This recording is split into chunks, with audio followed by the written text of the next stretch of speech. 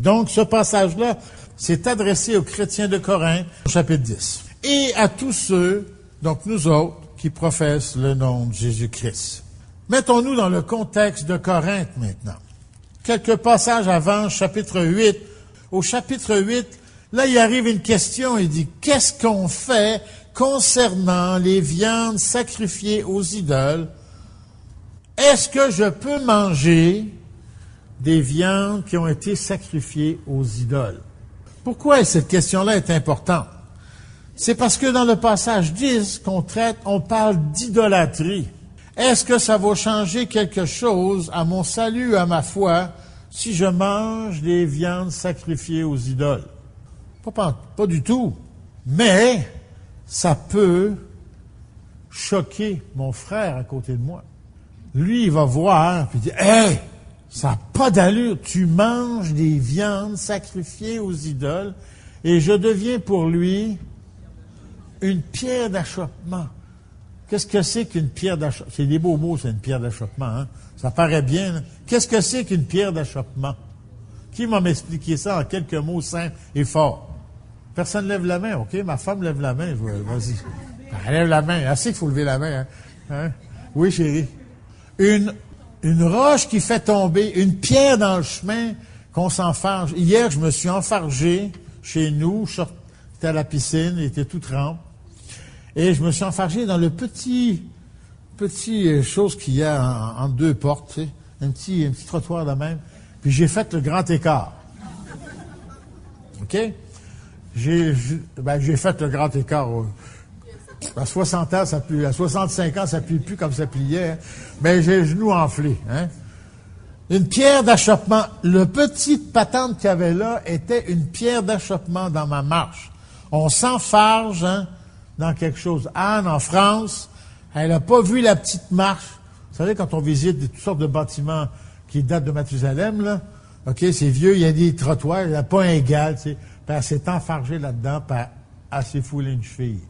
Donc, la marche a été une pierre d'achoppement. Donc, ceux qui mangent des viandes sacrifiées aux idoles peuvent être des pierres d'achoppement pour ceux et celles, les frères et sœurs dans l'Église. C'est ça que ça veut dire. Donc, mais pourquoi je ramène cet événement-là dans le chapitre 8? C'est parce que les Corinthiens sont des gens idolâtres. Ils ont plusieurs idoles. C'est un peuple aussi, une ville aussi qui se vautre dans l'immoralité, voire dans la consommation des prostituées, hommes et femmes, au temple. C'est un peuple qui vit dans le péché et qui pratique le péché comme étant une adoration à leurs dieux et à leurs idoles. C'est comme ça que Paul s'adresse aux Corinthiens. Il dit, vous étiez là, attention, vous devez changer. Quand on parle de repentance, on parle de changement. Quand quelqu'un dit, je me repens de mes péchés, je regrette mes péchés, et qu'il n'y a pas de changement, qu'est-ce qu'on croit? Oui, pas sauvé, pas de repentance. Pas de changement, pas de repentance. Vous savez, c'est comme quand je prends la route.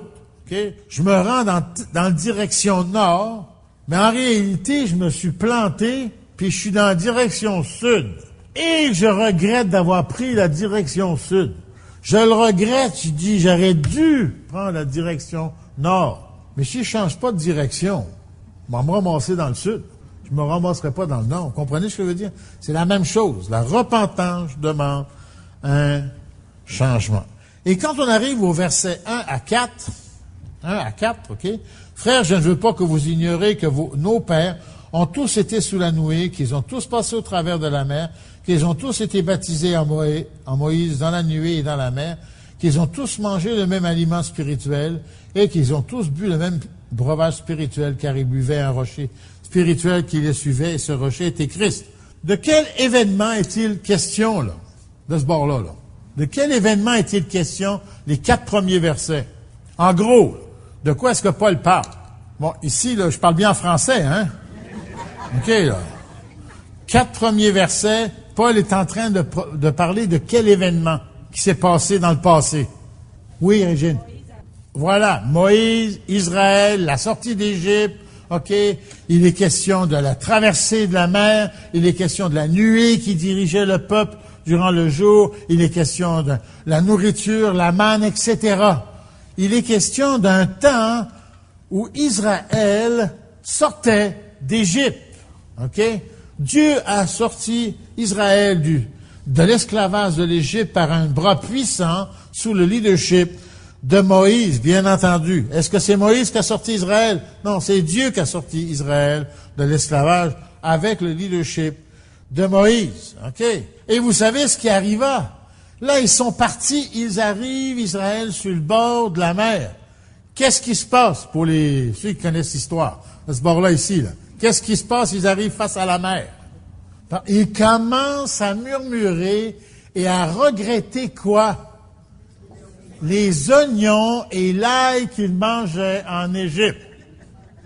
Au moins, s'ils m'auraient dit le filet mignon, j'aurais compris. Mais les oignons et l'ail qu'ils mangeaient en Égypte, ils ont déjà oublié l'esclavage, les coups de fouet et tout le travail qu'ils devaient faire en Égypte. Ils regrettent cela. Et là, Dieu les fait passer à travers la mer à pied sec. OK? Et ils commencent à murmurer encore de l'autre côté. Et là, après, par la suite, qu'est-ce qu'on va manger? Dieu leur donne pas ce qu'ils désirent, mais ce dont ils ont besoin. Est-ce que toi et moi, nous confondons ce que nous désirons et ce dont nous avons besoin? Hein? Surtout quand il est question de manger. Hein? Il y en a qui sont beaucoup plus prêts au contentement et se contentent d'une petite soupe au poulet bien ordinaire. Tandis que moi, je veux manger un filet mignon, saignant, avec sauce au poivre, pommes de terre et tout ce qui va avec. Vous comprenez ce que je veux dire? Puis pour moi, ce qui est nécessaire n'est pas une petite soupe poulet et nouilles. Comprenez ce que je veux dire? Et Dieu a pourvu à leur nécessaire. Et là, les peuples d'Israël murmuraient. Versets 5 à 10. Mais la plupart d'entre eux ne furent point agréables à Dieu, puisqu'ils périrent dans le désert. Or, ces choses sont arrivées pour nous servir d'exemple, afin que nous n'ayons pas de mauvais désirs, comme ils en ont eu. Ne devenez point idolâtres, comme quelques-uns d'entre eux, selon qu'il est écrit, le peuple s'assit pour manger et pour boire, puis ils se levèrent pour se divertir. Ne nous livrons pas à l'impudicité, comme quelques-uns d'eux s'y livrèrent, de sorte qu'il en tomba 23 000, pas 2, 3, là, 23 000 en un seul jour. Ne tentons point le Seigneur comme le tentèrent quelques-uns d'entre eux qui périrent par le serpent. Ne murmurez point comme quelques-uns murmurèrent d'entre eux qui périrent par l'exterminateur. Ces versets-là sont là pour notre instruction. Israël délivre l'Égypte, et là, ils ont traversé la mer, et là, ils font face au pays que Dieu leur a promis. Qu'est-ce que Moïse fait? Il envoie combien d'espions? 12. OK, 12, il y en a qui a dit 10. Qu'il y en ait 10 ou 12, il en envoie une bonne gang. Et ils reviennent, et quel est le constat de ces espions quand ils reviennent du pays?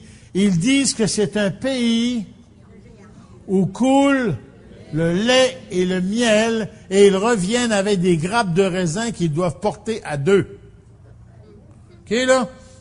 Donc, c'est un pays... Moi, j'ai des raisins chez nous, puis on ne porte pas à 2 les grappes de raisin. OK, là? Donc, c'est un pays où coule le lait et le miel, mais il y en a 10 qui disent... Qu'est-ce qu'ils disent? On n'y arrivera jamais. Pourquoi? Il y a des géants. Il y a juste des géants. Il y en a 2 qui s'appellent Caleb et Josué qui disent, non, il y a juste des géants. Il n'y a rien là. On vient de traverser la mer. on vient de voir toute l'armée d'Égypte engloutie par la mer, puis là, il y a juste des géants. Il y en a 2 sur 12 qui disent ça. Et à cause de l'incrédulité et du manque de foi, le peuple d'Israël a tourné en rond dans le désert pendant... C'est long. Toute une génération est morte. Et puis la réponse est très claire. OK? La plupart d'entre eux ne furent point agréables à Dieu, puisqu'ils périrent dans le désert. C'est ça qui arrive dans les versets qu'on vient de lire.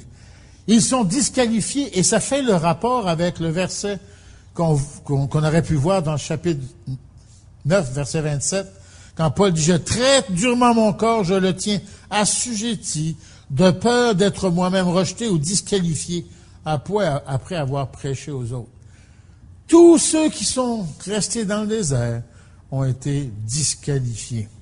Verset 6. Or, ces choses sont arrivées pour qui? Pour nous servir d'exemple. Ça fait longtemps que c'est arrivé, ça, puis c'est pour notre exemple. Pourquoi est-ce que ces choses sont écrites pour nous servir d'exemple? Pourquoi? Ici, de ce bord-là, là. Hein, ils pensaient que je les avais oubliés, eux autres.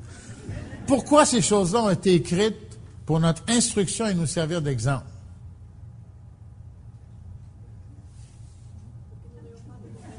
Oui? Pourquoi? Pour qu'il ne nous arrive pas la même chose, qu'on ne tombe pas dans des mauvais désirs comme eux. Donc, nous sommes avertis. C'est marqué clairement, watch tes claques, fais attention que ça ne t'arrive pas à toi la même chose. OK? Afin de nous servir d'exemple. Et à partir du verset 7, 8, 9 et 10, ils font la liste des péchés d'Israël. Idolâtrie. Ben non. Israël n'avait qu'un Dieu. Mais il venait d'un pays qui s'appelle l'Égypte où ils avaient une multitude de dieux. Et lorsqu'ils sont arrivés des temps difficiles, où Moïse disparaît sur la montagne du Sinaï, qu'est-ce que Israël fait? Ils ramassent, ils font une collecte. C'est pas pour envoyer aux missionnaires, par exemple. Okay? Ils font une collecte de toutes les bagues, les bijoux qu'ils ont, et ils font un veau d'or qu'ils appellent Dieu, du vrai nom de Dieu, et ils lui disent, voilà celui qui nous a délivrés des Égyptiens. Et là, non seulement ils font la fête, mais quand on parle, ils se divertirent dans le verset, OK? Ils parlent d'idolâtrie, un peu plus loin. Puis ils se levèrent pour se divertir. Il est question, ils se levèrent pas pour avoir du fun puis danser les tunes des Beatles. C'est pas ça pantoute. Ils se levèrent pour pratiquer l'immoralité. Ils reviennent avec l'ancien péché du temps. Et Paul fait l'analogie avec Corinthe, qui, eux, vivent le même péché, l'idolâtrie et l'immoralité. Donc, on voit ça. Même chose, Corinthe. Ça, vous pourriez aller voir ça dans Exode, chapitre 32. Immoralité. À Corinthe, il y avait une déesse qui s'appelait Aphrodite et qui avait à son service plus de 1000 prostituées, hommes et femmes. Et c'était la pratique courante. Je ne sais pas si le sida est apparu dans ce temps-là, mais en tout cas, comprenez ce que je veux dire, l'immoralité. Et là, il est tombé 24 000 morts. Qu'est-ce que ça veut dire ensuite, l'autre péché? Ne tentons point le Seigneur. Qu'est-ce que ça veut dire? Alors, je vais aller avec le groupe des jeunes ici. Hein? Qu'est-ce que ça veut dire, ne tentons pas le Seigneur? Est-ce qu'on peut tenter le Seigneur?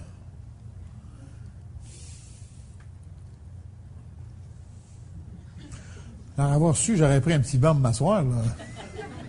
Oui, Charmila. De ne pas le mettre au défi. Exact. Ne me mets pas, j'ai souvent dit ça à mes enfants, des fois, mes enfants qui sont là. Ne me mets pas au défi. Je lui disais, tu vas perdre. Et si on met Dieu au défi, on va perdre aussi. Ne faisons pas de notre liberté, OK, une question qui nous permet toute luxure, tout péché et toute liberté. Un peu plus loin dans le passage, il nous dit « Tout m'est permis, mais tout n'est pas utile. Je ne fais pas du fait que je suis sous la grâce, que tu es sous la grâce, le fait que le Seigneur va... Ah, il y a du pardon en masse. Wow! Un instant. Et je vais vous le montrer parce que tous ces passages-là se rattachent les uns aux autres. Puis régulièrement, on lit dans 1 Corinthiens 11 quand on prend la table du Seigneur, hein, et on oublie que le dernier passage, quand on lit que tout ça, puis il nous parle, il dit, c'est difficile que chacun donc s'éprouve soi-même, qu'ainsi il mange du pain et boive de la coupe, c'est le verset 28, car celui qui mange et boit la coupe sans discerner le corps de Christ, mange et boit un jugement contre lui-même. C'est pour cela, verset 30 du chapitre 11, qu'il y a parmi vous beaucoup d'infirmes, de malades, et qu'un grand nombre sont morts. Ne mettons pas le Seigneur à l'épreuve. Dieu est juste. Oui, Dieu est plein de grâce. Dieu est juste. À un moment donné, tu veux me mettre à l'épreuve? Viens-t'en, on va avoir une petite discussion ensemble. C'est ça qu'il nous dit dans le chapitre 11 aussi. Tentez Dieu. Les murmures. Dans Nombre chapitre 16, versets 32-35, ils ont murmuré contre Moïse et Aaron, le peuple d'Israël, et 14 000 personnes sont mortes. Il n'y allait pas de main morte avec... Dans Actes des Apôtres, Ananias et Saphira ont menti à Dieu, menti au Saint-Esprit. Qu'est-ce qui sont arrivés? Ils sont morts. On ne peut pas badiner. Je ne sais pas si c'est un mot qu'on emploie bien, ça. Badiner avec Dieu. On ne peut pas le tenter. On ne peut pas le niaiser. Il est au courant de tout et il voit tout. Ces choses vont arriver. Les choses qui sont arrivées, là, sont là pour nous servir d'exemple. Aux Corinthiens et à nous. À nous en 2017. OK? Il ne faut pas, dans la vie qu'on vit comme enfant de Dieu, et c'est ça que Paul dit aux Corinthiens, tu ne peux pas vivre comme tu vivais avant. Il doit y avoir un changement dans ta vie, radical. Mais là, ce que certains Corinthiens disent, oui, mais c'est difficile avec ma famille. Eux, ils n'ont pas connu Jésus-Christ encore. Et ils pratiquent encore l'idolâtrie, l'immoralité, etc. Qu'est-ce que vous pensez que Paul leur a dit?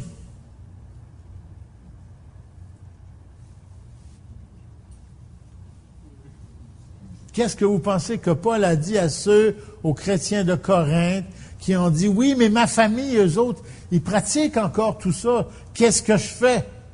Qu'est-ce que Paul a dit, d'après vous? Oui, j'ai entendu une réponse par ici. Oui. Oui, verset 13, mais juste un petit peu avant, verset 12. Ainsi donc que celui qui croit être debout prenne garde de tomber. Tu ne peux pas mettre les pieds dans le fumier et sentir la rose. C'est pratique, ça. Tu ne peux pas pratiquer avec ta famille l'idolâtrie et dire que ton Dieu, ton Sauveur, c'est Jésus-Christ. Ça ne fit pas ensemble. Il doit y avoir un changement. Il y a toujours un prix à payer. Verset 11. Car ces choses leur sont arrivées pour nous servir d'exemple. Elles ont été écrites pour nos instructions, afin, à nous qui sommes parvenus à la fin des siècles. Si c'est bon pour nous, tout ce qui est écrit, si c'est pour notre instruction, si c'est pour notre exemple, on doit en tirer des leçons pratiques. Est-ce qu'il y a de l'idolâtrie dans nos vies? Hein? Est-ce qu'il y a de l'idolâtrie dans nos vies? Est-ce qu'il y a de l'immoralité? Est-ce que nous tentons Dieu? Est-ce que nous murmurons? Vous répondez pour vous-même. Hein, j'adresse la question à tout le monde, moi-même là-dedans. L'idolâtrie, c'est sûr que nous n'avons pas Aphrodite comme Dieu à Montréal. Quel autre Dieu avons-nous? Quel est le Dieu de ta vie? Qui est le Dieu de ta vie? Qu'est-ce qui est le Dieu de ta vie? N'importe quoi qui prend la place de Dieu, ça s'appelle de l'idolâtrie. Immoralité. Venez pas me dire qu'à Montréal, il n'y a pas d'immoralité. Hein? On vient de faire... Moi, j'aime beaucoup aller dans les maritimes. Puis j'ai écouté les nouvelles vendredi. Cette fin de semaine, c'est le premier festival gay à Caraquette, Nouveau-Brunswick. 4000 habitants. Ils sont tout fiers de ça. Venez pas me dire qu'il n'y a pas de moralité dans notre pays. Est-ce qu'il y a de l'immoralité dans notre vie? Est-ce que nous luttons avec la pornographie? Toutes sortes d'immoralité. Est-ce que je combats ou est-ce que je me laisse aller puis je me dis, le Seigneur est plein de grâce, il va me pardonner? Lutter contre l'immoralité. Est-ce que je tente Dieu? Est-ce que je mets Dieu à l'épreuve? Est-ce que je murmure? Qu'est-ce que ça veut dire, murmurer? Murmurer, c'est marmonner, c'est... Hein? Il y avait une bande dessinée comme ça avec un ours qui faisait ça. Hein? Tout le temps mécontent, tout le temps chialer, tout le temps dire oui, mais tu aurais pu faire plus, Seigneur. Tout le temps dire oui, mais ma job, c'est pas assez, je veux plus. Oui, mais c'est pas la bonne voiture que j'aimerais avoir plus. J'aimerais avoir plus pour ci, plus pour ça, plus pour ça. Et il y a beaucoup de joie dans le contentement. Et ils ont murmuré, il y en a 14 000 qui sont morts. Hein? Ils n'ont pas appris, le peuple d'Israël, ils ont chialé contre la manne. Dieu leur a donné des cailles, puis il a dit ça va leur sortir par les oreilles. Hein? Le murmure.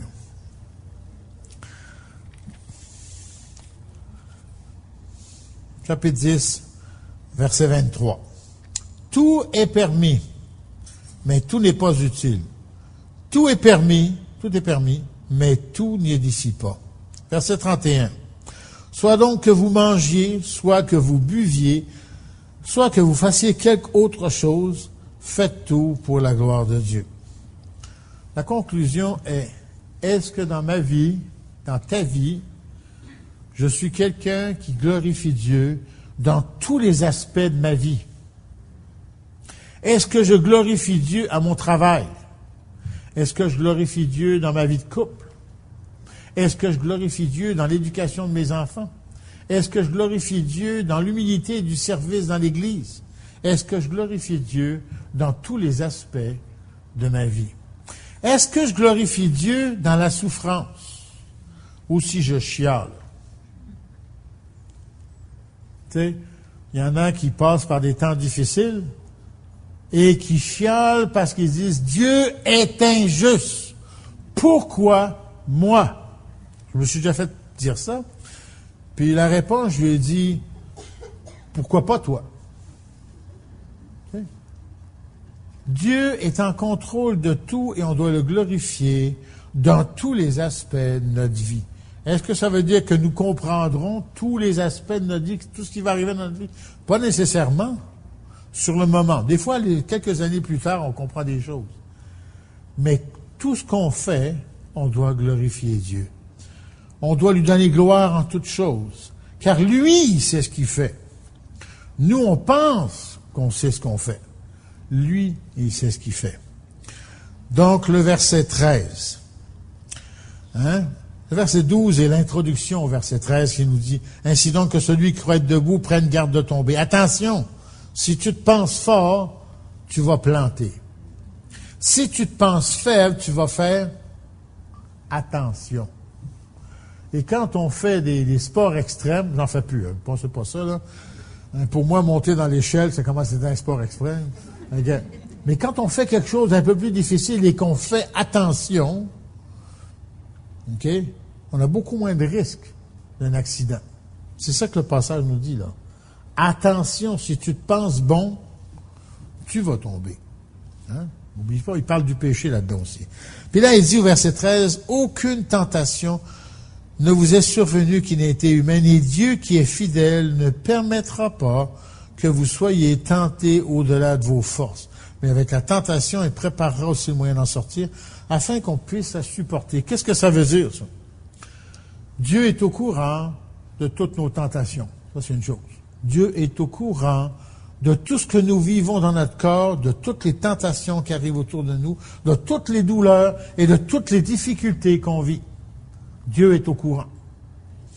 Dieu, il dit, « Je ne permettrai pas que vous soyez tentés au-delà de vos forces. » Donc, si je pêche, c'est parce que je n'ai pas résisté avec toutes mes forces. Est-ce que c'est facile de résister à la tentation? Non. Mais Dieu nous dit là, comme quoi, qu'il ne permettra pas qu'on soit tenté au-delà de nos forces.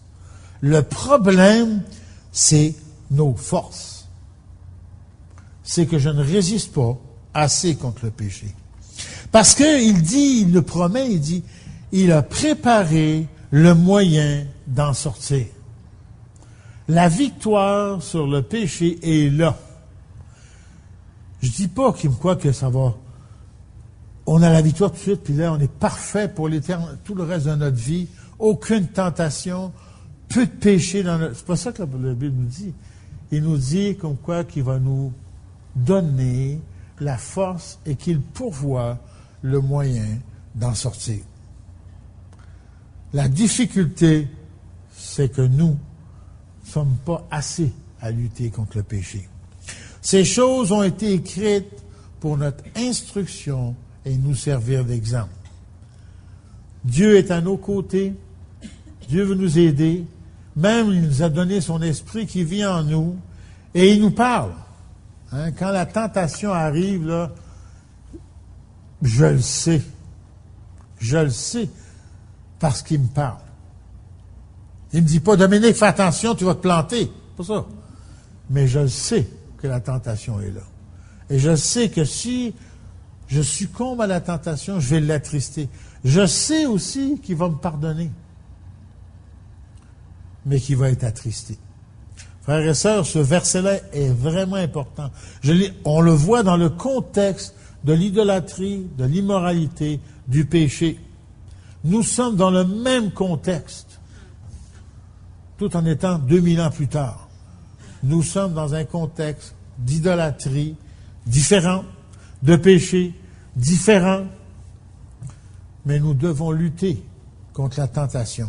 Et il nous dit, fais attention, là, si tu penses que tu es fort, tu vas tomber, verset 12. Et il nous dit, je vais être là, je vais t'aider, et j'ai pourvu que le moyen pour que tu puisses sortir. Que le Seigneur soit toujours à nos côtés, que nous soyons auditifs quand le Seigneur nous parle. Et des fois, le Seigneur nous parle directement à nous par son esprit. Des fois aussi, il utilise les frères, les sœurs qui nous disent « Hey, tu ne devrais pas aller là pour telle raison. » Puis nous, on se pense fort, puis on pense qu'on a la science infuse, qu'on connaît tout, et on n'écoute pas les frères et les sœurs. Écoutons nos frères et sœurs. Je ne dis pas qu'ils ont raison, c'est pas ça que je dis. Mais on est là pour former une famille, prendre soin les uns des autres. Que le Seigneur soit notre force, que nous apprenions à nous écouter les uns des autres, à prendre soin les uns des autres.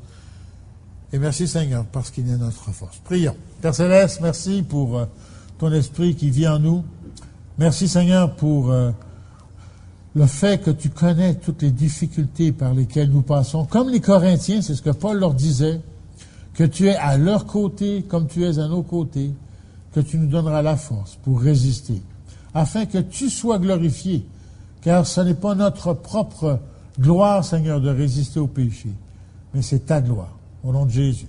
Amen.